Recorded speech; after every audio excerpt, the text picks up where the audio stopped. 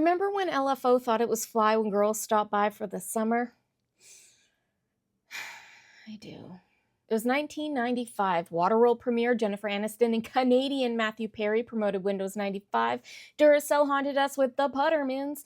And Rich Cronin and Brian Gillis, both 19, drove from New Bedford, Mass. Smoochets. Bonus points if you've been around long enough to get that joke. To Orlando, Florida to meet with boy band big shot Lou Pearlman. When they got to Lou's house, 20-year-old Brad Fischetti answered the door. Brad had moved to Orlando the year before to work for Lou. Lou suggested that since the three had similar taste in music, maybe they should start a band.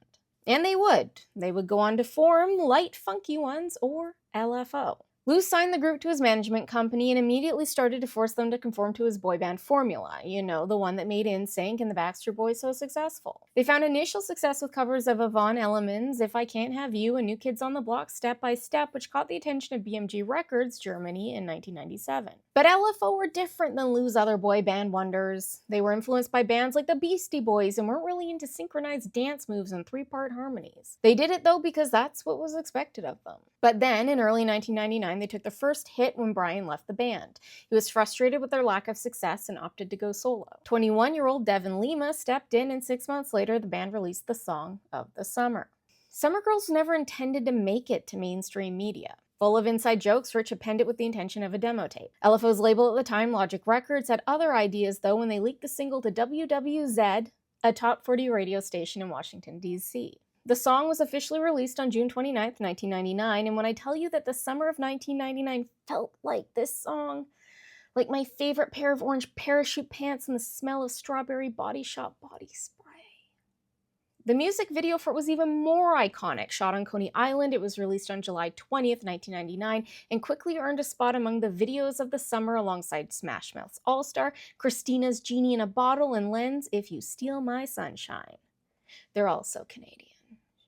Summer Girls was certified platinum in 2010, was named the 14th biggest summer song of all time by Billboard. LFO's debuted self-titled album was released that August on Arista Records under the close mentorship of Clive Davis. It also might be Arista, I don't know, it doesn't really matter to me right now. That November, the band released their second single off the album, Girl on TV, which Rich wrote about falling for teen icon Jennifer Love Hewitt, who also starred in the music video. The pair had met backstage that June at the Blockbuster Entertainment Awards and dated for a bit that year. With the success of their debut, Rich should have been raking in the cash with his songwriting credits, but unfortunately, he also got swindled by Lou, who sold the publishing credits right out from under Rich. With their newfound success, the band appeared on shows like The Amanda Show and were on the lineup for Nickelodeon's All That and More, alongside Bewitched, as well as the opening slot on Britney Spears' Baby One More Time tour.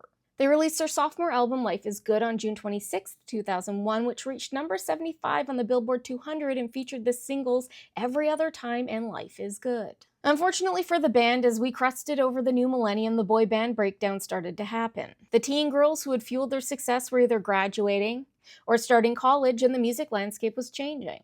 And that is why Rich, Devin, and Brad made the difficult decision to go on hiatus in 2002.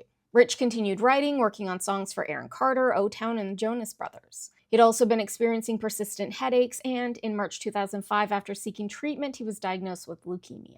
He underwent treatment and less than a year later was in remission. The cancer, however, returned in 2007, but that didn't stop Rich from making music. He released an album with Doug Ray under the band name Loose Cannons and his own solo album Billion Dollar Sound. He even appeared on VH1's Mission Man Band alongside 98 Degrees' Jeff Timmons, NSYNC's Chris Kirkpatrick, and Color Me Bad's Brian Abrams. After undergoing chemotherapy and a stem cell transplant, Rich felt well enough to join LFO on their 2009 reunion tour. Brad had founded his own record label, 111 Records, and was self-funding the tour. They toured for the month of July, but it became apparent that the shows were too much for Rich. His condition continued to get worse, and by September, the band announced that they were disbanding. Again.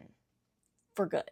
Rich was admitted to the hospital in the summer of 2010. Apart from the cancer, he had been struggling with graft versus host disease from the stem cell transplant. Then, that September, he suffered a stroke due to complications from the medication he had been taking for GVHD. Rich Cronin passed away on September 8, 2010. He was 36 years old.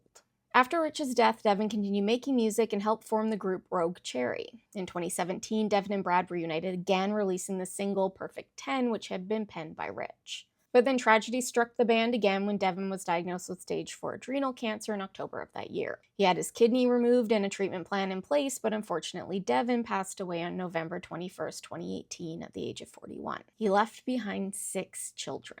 And then, tragedy struck again for a third time when founding member Brian Gillis passed away on March 29th, 2023. Not a lot is known about what Brian got up to after LFO or about his death. Brad has since been performing as the sole living member of LFO on the Pop 2000 tour alongside fellow 2000s hitmakers like O-Town Chris Kirkpatrick and Ryan Cabrera. He also has 6 kids and is the music director for his church. And while LFO may have released a single with the lyrics, "I know the way you like it, let me freak you up," Brad does not believe that you should have access to a specific kind of health care after freaking you up. In fact, in 2012, he was called out for harassing people who were seeking access to a certain type of health care that can result from a funky ride, as LFO has called it. So, there's that. Thanks so much for watching. I hope you liked this one.